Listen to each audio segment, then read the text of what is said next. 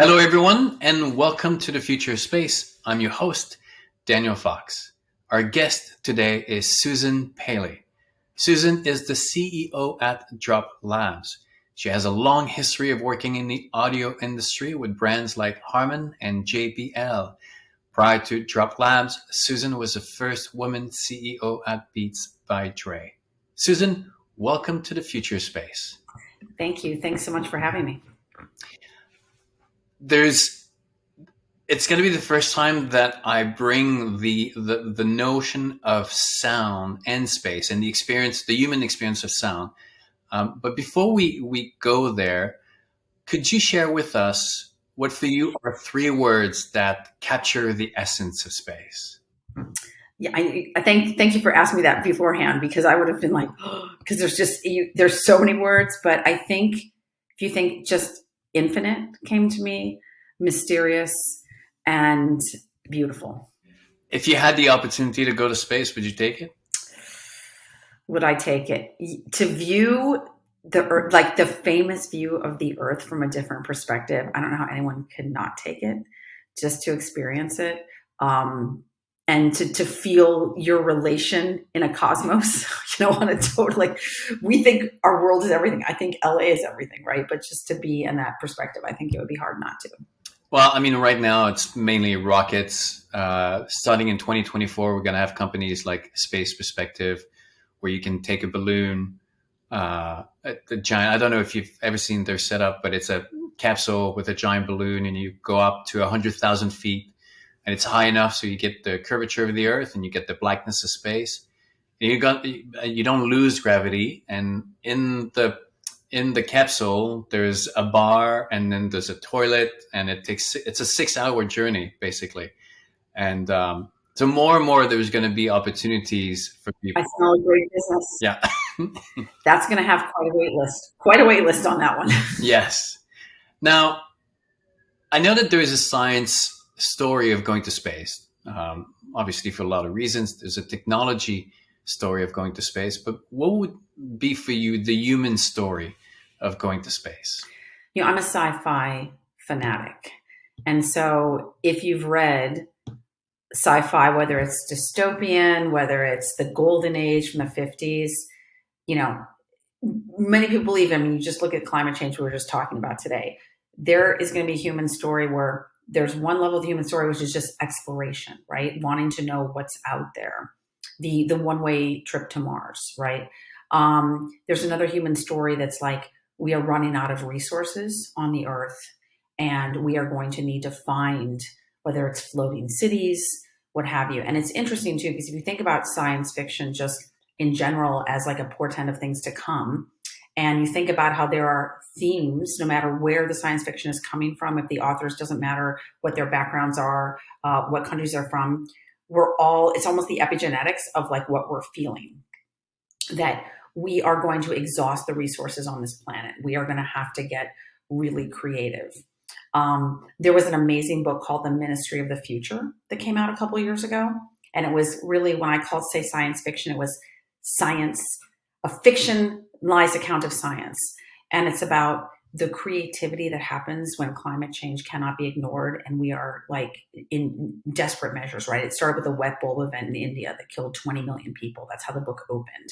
There's nothing to get people people will not move, as you see in Florida, right? They're not going to move unless they absolutely have to, unless their house is floating away.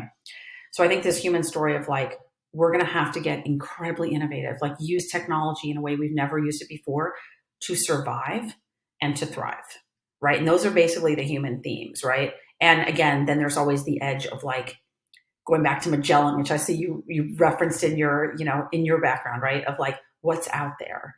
There's got to be more out there. Like, we want to know that it can't just be us.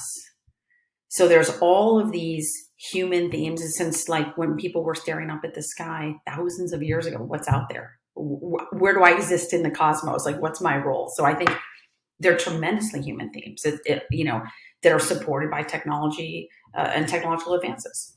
And I think it's one of the aspects of the human species that we often forget to to celebrate? Is there capacity to rise in the worst of times? And I think that's what we do best. When it's too comfortable, we become a bit too complacent. But when things get complicated and we need to get out and we need to fix things, we have an amazing capacity to pull resources together and to bring out our brain capacity and to find solution. And I think that's the reason why we're a successful species about, to become 8 billion and going to space is nature has limits by itself. We're not born with clothes. We're not born with a roof over our heads. We're born in one place in particular. And despite those limitations, those realities, we constantly go beyond. We move to new places. If there's not enough food, we figure out how to do it. And that is to be celebrated rather than to be blamed. For me, there's life in general, evolution, nature is messy by design because it wants to move forward. And then the only way to move forward is by pushing those boundaries and assuring that no organism, no creature can just lay in a status quo and be perfectly content. You need to have this tension that forces you to move forward. And I don't know about you, but not that I want to personalize life, but from the perspective of life, it's been growing in complexity for 3 point something billion years, hopefully so that it can jump out of the planet and start, continue in the universe in the same way that it's been going on the planet. I mean, do you think that the humans are about to give life like a big boost in terms of evolution? I think it'll be really interesting. I completely agree with your point of like under extreme stress and duress, where it is a survival situation, that is when the most extraordinary creativity comes into play. Because you're going to have like surviving in space, living in space, the innovation that needs to go in around that of like, what is the human condition like when you are no longer tethered to the earth or gravity or in things that you're used to. So, and there will be, assuming centuries go by, there will be adaptation. So but we will get there. We will do extraordinary things that we can't even imagine when it's do or die. And until then, it's a lot of hand wringing and a lot of like, is this really climate change real? Is it not real? All this stuff but then this is what this book is about, is like, you can't believe the innovation and creativity that comes around survival. It's extraordinary. We'll make sure that we have the link to that book into the description so that people can look it up. And I will get it myself so I can read it. Susan, you've been in the business of the human experience all your career. The sound is something that we take for granted, but it's so at the core of our human experience. Whether it was from, when you were involved with Beats by Dre, and now with all the Droplabs, looking into the future where we're going, how do you think that the sound, our relationship with sound is going to evolve as we go to a place where our relationship with sound is going to be complicated? Because in space, sound doesn't move. You need air for these molecules to connect with each other. So is it something that we're going to have to create in specific ways so that we can interact with our environment? I mean, when you look into the future, what do you see when it comes to sound? Well, the thing that's so fascinating about so you can go and look up like sound in space, right? And they'll say, oh, space is a vacuum, so there is no sound. And then literally within a paragraph, they say, but in order to get information from space, we've created sonification, right? So we have been looking at sound in space to give us information forever, right? Morse code is still traveling around, right? Marconi still has so it's that. Then you look at how do we actually communicate about our species? We sent the golden record, right? That Carl Sagan sort of authored, and he wanted to have an example of Bach's classical music. So we actually use sound to go communicate, to go find extraterrestrial life. Here's the record of the human existence. Whoever's out there going to go see it, right? Then you read about all the astronauts that have brought instruments into space, just as a mental health thing, as a boredom thing, jingle bells upon reentry. So, and the fact that you can listen to the Jove project on Jupiter to listen to Jupiter. So we've been using sound. So it's the irony is there's no sound in space because space is a vacuum, yet it's an imperfect vacuum. And so there are like gravitational waves and things like that that we are basically sonifying so that we are getting information about space. So that's never going to go away. And it's just going to become more and more because that's what people, we're such a visual world. And so people forget about the power of audio and the mapping of visuals with audio is kind of an extraordinary thing. And one of the things that I've been working on that's been really interesting is I come from the audio space. I come from like headphones, obviously with Beats and JBL and things like that. And so what I learned at Harman is everything is about listening, right? And Beats was the same way. But listening is a deliberate act. You involve your brain. When you hear, it's a sense. So you think about in space, it's the mental exercise of like, I'm listening to something to get information, but then there's also an organic exercise of this is actually, like, I have a ton of mechanoreceptors in my body, in the glabrous area, which is like the bottoms of your hands that have no hair and your feet especially. And those are tuned to take vibrational signals, right? So like two of your mechanoreceptors in your feet, one's called Passians corpuscles, one's called Meissner's. And they're tuned for like, Passians look like FM radio waves and Meissner's look like AM radio waves. And they're literally taking, so the AM radio are like basically 0 to 50 hertz. And then the Passian corpuscles are taking like 150 to 300. So you're talking about like bass and sub-bass performance, but we are physiologically wired because we need audio as information. And that's where you're seeing audio is going right now. There's a couple different things. One, spatial, right? Everyone's talking about spatial audio because you want audio to orient you within a space. So you want to know where things are so you have contextual information. In space, that's going to be like when you're in a vacuum, right? And you are trying to figure out, like, just from again, I'm not an astronaut, right? So I'd be the like nauseous, like, I can't pull this many G's. But if you look at VR, right? VR has a lot of nausea issues because people can't orient themselves within an area. So sound is often used to understand like what's up and what's down. And then it's really helpful for people. So they have some sort of orientation that's familiar to them. So I believe audio is going to continue to evolve as critical for information, contextual awareness, those things that are going to become critical in space because you're going to need to simulate in environments that are familiar. And without sound, it doesn't make sense. Like you forget that it is a sense that you need to have layered into almost every experience. I think that so far, I mean, there are two things that you made me think about. So we haven't been using sound as a navigational tool in the way that we design our environment, right? We've been thinking it's like, oh, it comes to us, but not being in this, constructing a space, designing a space, even architectural, with sound as a way for you to navigate and to experience that. Which I think now with the spatial sound and with VR, we're realizing that we have this a tool, for us to play with. The other thing that I was thinking when you're talking about how we actually have been communicating, or we've been in a relationship with space, hearing the universe, is I wrote this story. I had in my book Field a While.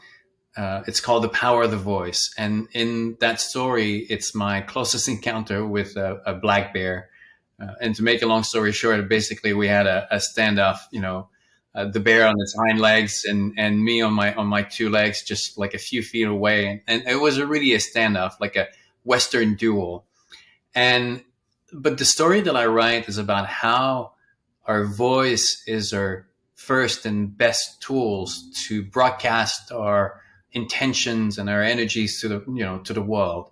Our body puts us at a place and a time, but our voice carries way beyond the visual of what we can process. So I can be in one room and someone doesn't have to see me, but if they can hear my voice, they will know if I'm stressed, if I'm angry, if I'm calm, if I'm afraid, and all these different emotions. It's like our voices are filled with vibrations and tones. when I go out there, when I go out into the wilderness, I always talk to the internet. I mean, to nature or to the animals, because even though we don't speak the same language, these vibrations in my voice carry a certain intentions, and that they can resonate and they can connect with. So with that bear, you know, where it's a lot about who controls the moment, who has the fear and who has the dominance. Voice is your first tool that you want to go to, because you can, first of all, you broadcast that you're not afraid, and then if there's a need, then you can enhance and growl and just, you know, take ownership of the moment. And I feel that also it's the same with the universe, right? We're gonna give information, and we're gonna take information in that same in those same subtleties of everything that's evolved in sound. Am I crazy to think like that, or? No, I mean, the other thing that's really interesting that's happening with sound is that sound's going inward. So people are really looking at like, so for me, who's not a space person, right? I'm looking at the inner space, right? Not to reference the movie from the 80s, but you know, frequencies, right? So if you start to break sound down and like how sound affects the brain, right? Brain, like space is a frontier, the brain's another frontier, right? Where people have a very limited understanding. And so there's so much work looking at like how are certain, and this I think would have huge implications for space too. So if you look at like, there's research on 40 hertz in Alzheimer's. Does that break up plaque? There's looking at like sound healing, sound therapies. I have a friend who has a whole bunch of patents on an echocardiogram, right? So like to follow the way sound travels in the heart. She was a musician, right? So there's so much that's going to be uncovered around sound and the body and the brain. And that information that they're just starting to really get into now is going to be critical for space. Because as you have to keep people in healthy environments, like, you know, I'm a big outdoors person, not quite to the degree that you are, but you think about all of the healing properties of nature, and to keep people healthy and to keep like, what are you going to need to employ in a space environment that you're missing from the earth, and looking at like sound and frequencies to get people calm if they're not, you know, there's no, what about circadian rhythms? Can you start to look at like certain sound frequencies to put people into, you know, gamma states, delta states, right? Things of that sort. That's really where sound is also going. So you're looking at a lot of like sound effect, and really when I say sound, vibrational patterns, right? How is sound affecting the brain and the body for performance, for healing? And all of that information is going to go into whatever environment someone's in, whether they're stuck on Earth, if they're in a floating city, somewhere in, you know, by the moon, or they're just on a long distance travel to some planet that we're trying to figure out if it can sustain life. When you got into the business of sound, did you ever think that all these technologies that we have today and working on would be available, or I mean, you always had the vision of what we're living in right now, or it was a what we are is just this new era of technology and innovation when it comes to sound, and it's like Christmas almost every day. So sound is interesting because it doesn't, when it has innovations, they're massive leaps, but it's not like chips, right? Which are like Moore's law of every 18 months. Sound, you'll see like standard ways of doing things for 30 years, right? And then all of a sudden there's some huge leap. You know, I'm working with a company right now that's like redefining what a transducer looks like. And a transducer has been the same for 80 years.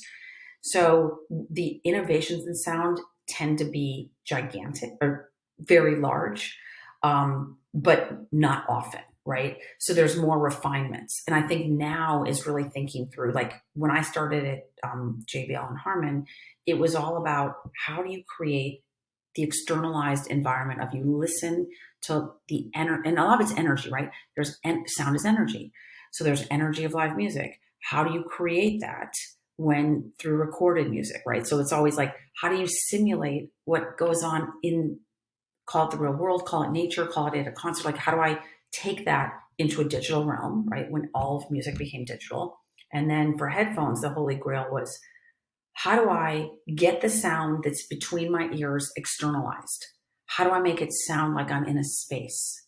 Because I want things to sound real. I mean, that's kind of the holy grail for sound, always like, I want it to sound like I'm physically there, like I'm experiencing something. And if it's just here, it's more of an intellectual exercise and it's not as satisfying.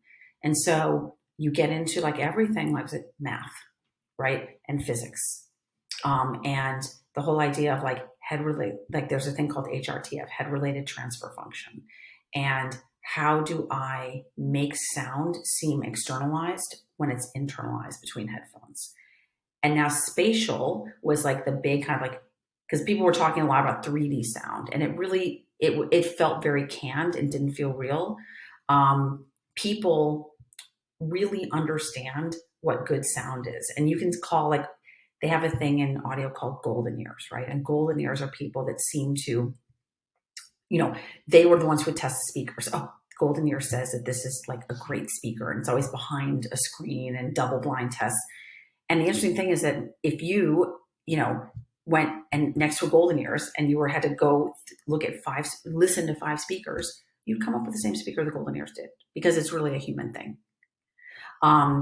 With digital and younger generations, it's not as easy because they're so, you know, younger people are used to compressed music. So when you get them in an uncompressed format, it's harder for them to tell the difference. But anyway, I'm digressing. But the bottom line is that we're at this really amazing part because they're looking at sound for so many different things, and they're starting to understand the play that sound takes. VR was really the first ones to do, because, you know, video game companies, TV sets, if you think about like, no one's buying speakers because no one cared, because the picture kept getting bigger and bigger and more and more beautiful. So sound got ignored. And now sound is back. It goes in waves, just like a sound wave. Like, it's hot, and then no one cares, and they all care about how big the screen is. And now sound is having another renaissance right now. So the Renaissance, what does it mean? Like at Droplabs, what are you working on right now? Or if you can share some of this. Yeah, so I mean, Droplabs is really a research project, which is all about haptics and like the idea of, how do I add feeling into sound so that how do I add texture? How do I make things, and it's really almost like Foley for the brain. So if I'm in a rainforest and I see this beautiful visual of a rainforest, and then I have rainforest sounds, how do I feel? Like, what do I need to use in terms of vibrations and energy so that my brain says, oh, I see it, I hear it, and I feel it, I must be there. It's the kind of the idea of presence, right? And the more senses you engage in an experience, the more your brain says, okay, I give, I'm here. And so that's really what I'm working on.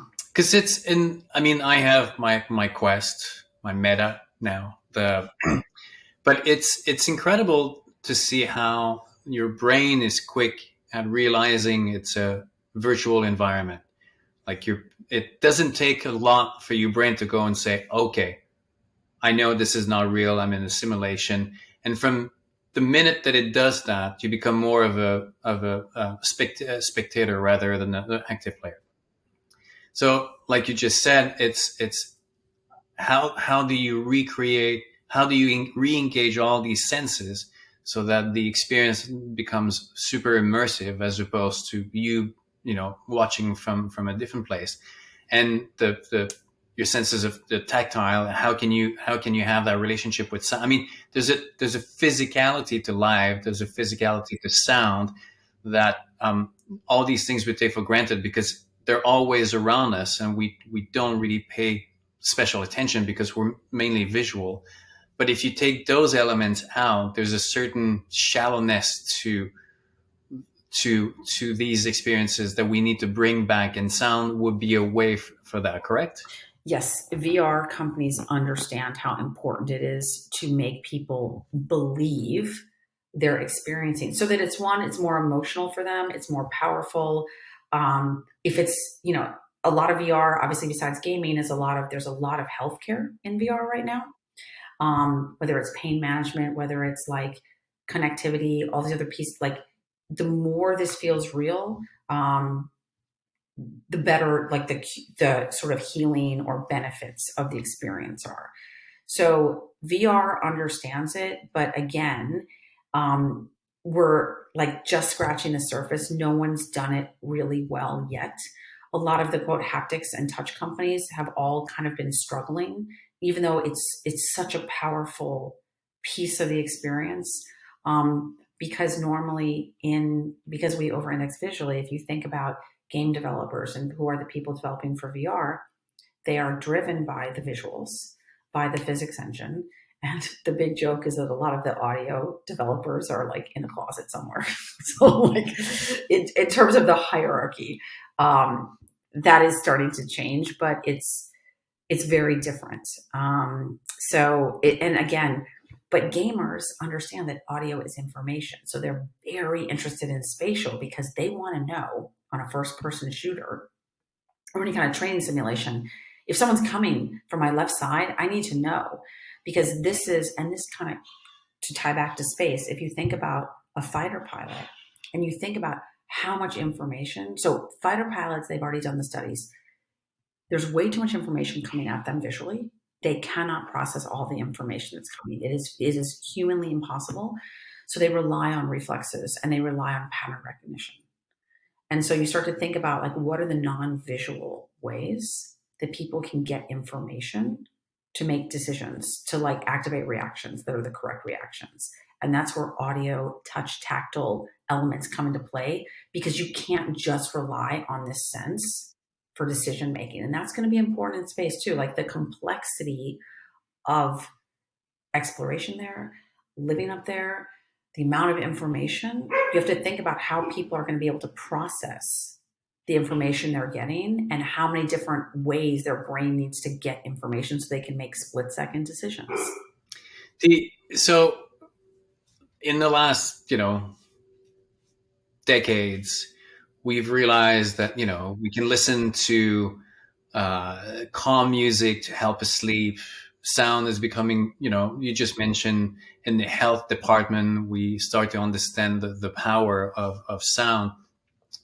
So I assume that there's a few, when we go to space, sound is going to be an important pillar of staying healthy, and used in different ways. I mean, like we can, I guess there are going to be ways where you wake up in the morning, or if you feel homesick or something, you get into a room, not just listening to music, but sound is going to be designed and crafted in a way that it heals your body and your brain in ways that it's hard for us to understand how today. I mean, is that a future that seems plausible for you? Yeah, and actually, this is what a lot of people are talking about.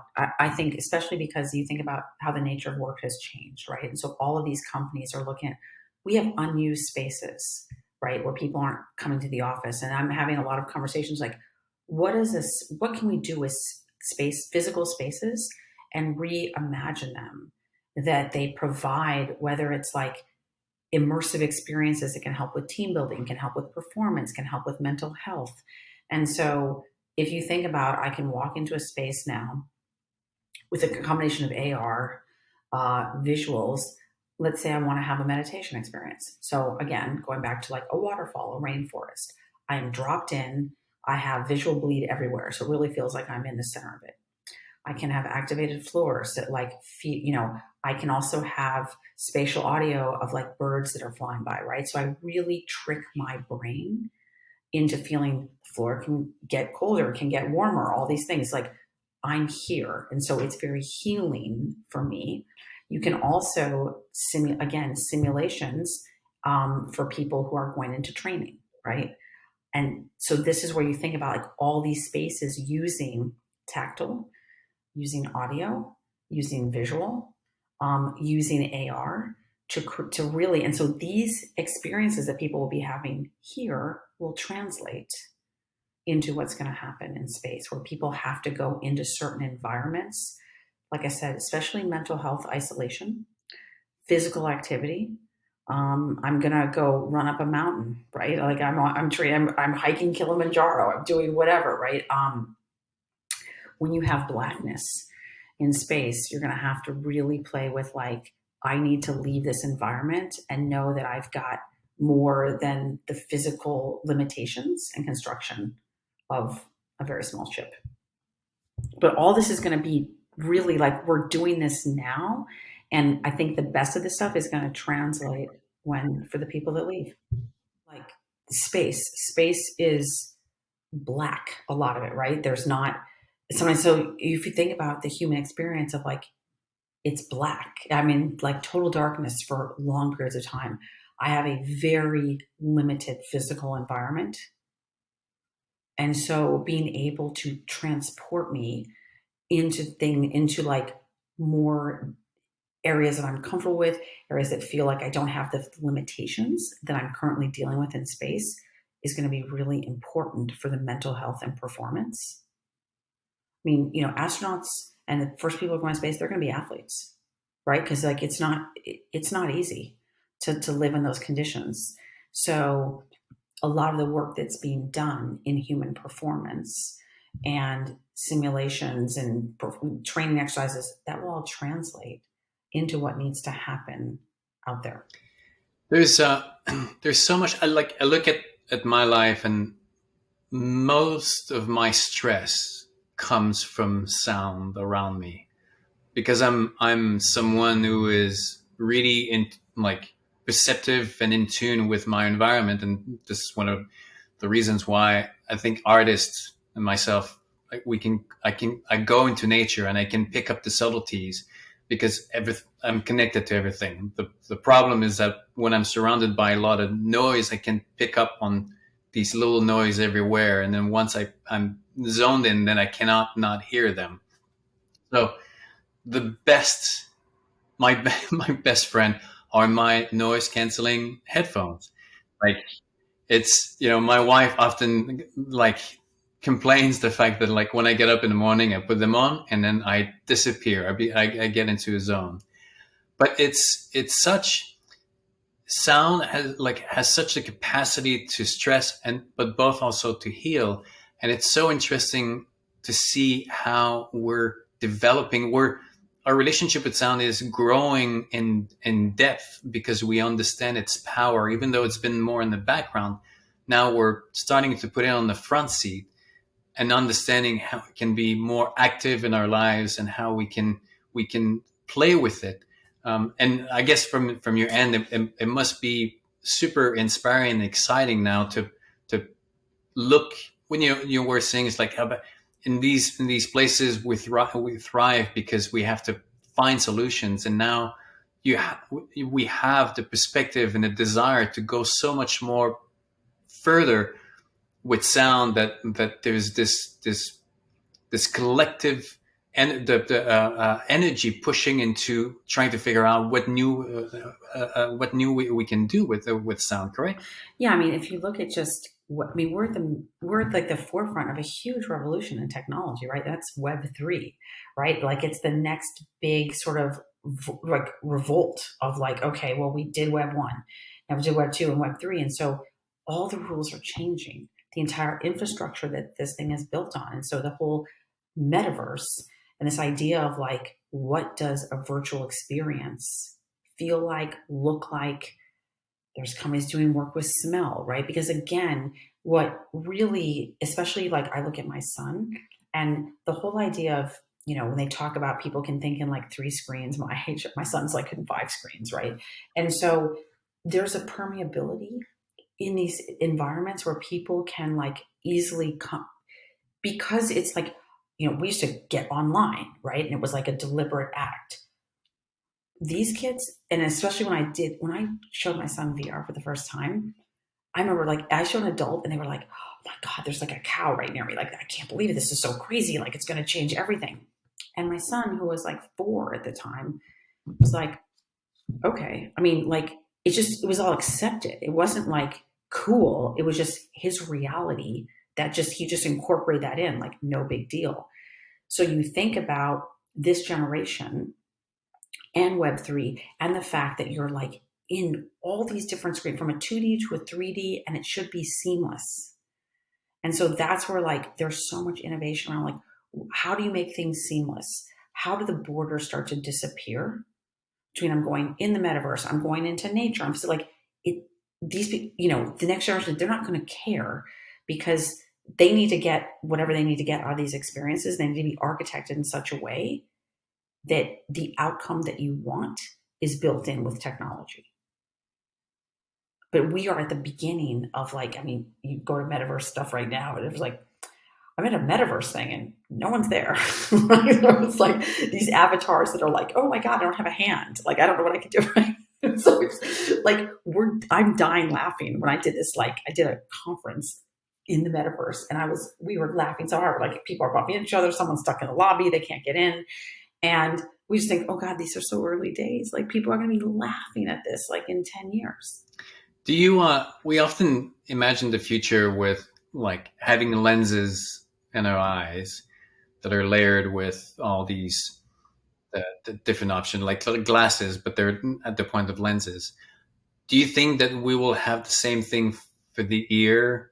That it's the equivalent of a lens, but that we also have the capacity to enhance, block, so that basically our relationship with sound will be as AR as what the eye can see.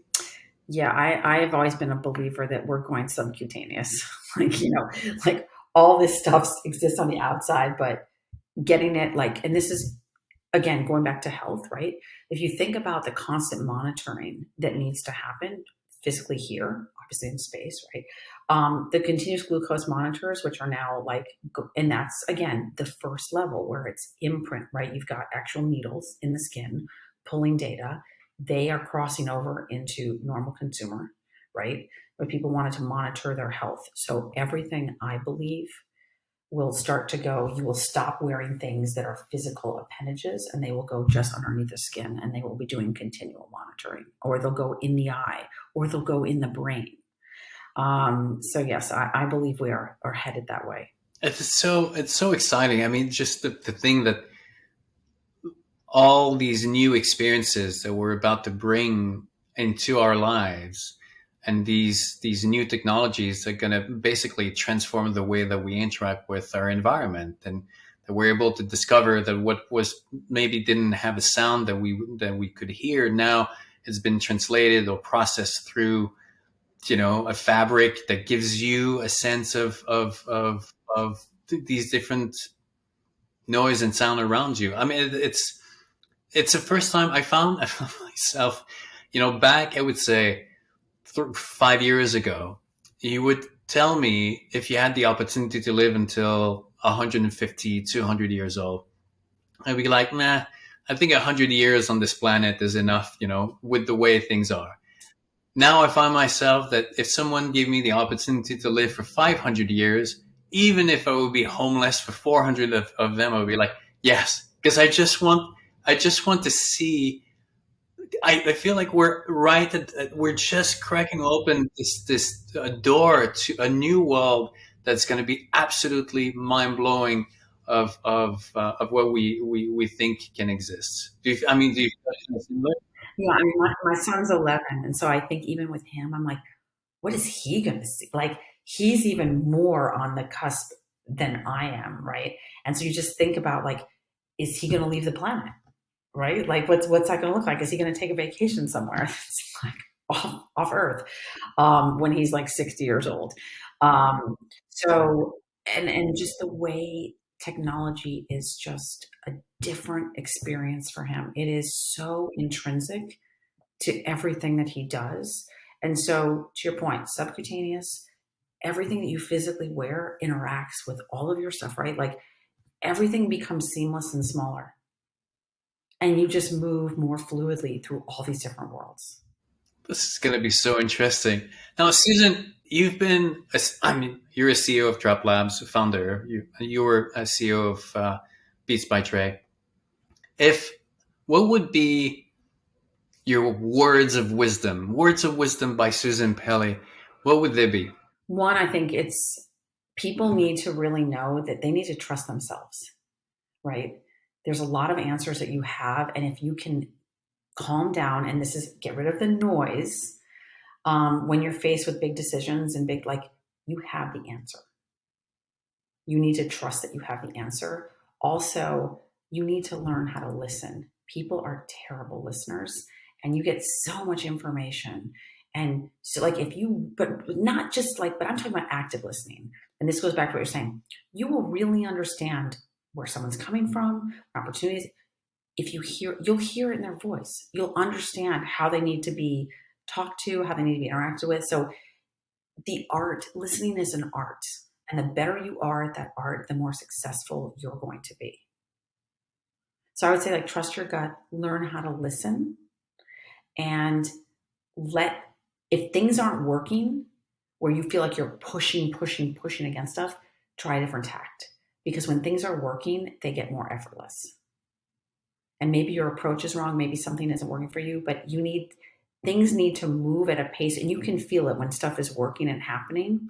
You feel it. So you really have to, like, go inward, be centered, be calm, listen, trust your gut. And if things aren't working, try a different approach. Those are my 3 words. Yeah, there's a huge difference between hearing things and listening. Hearing for me is more of a passive state where things come to you and you just process them.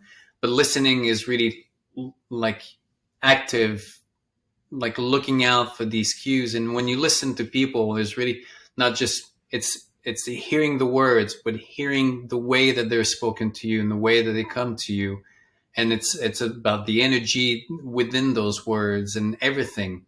And it's not a joke, but often in movies, and I'll admit something. There's one TV show that I used to watch that was my shame TV show, the one that I didn't tell anyone, and it was Grey's Anatomy. And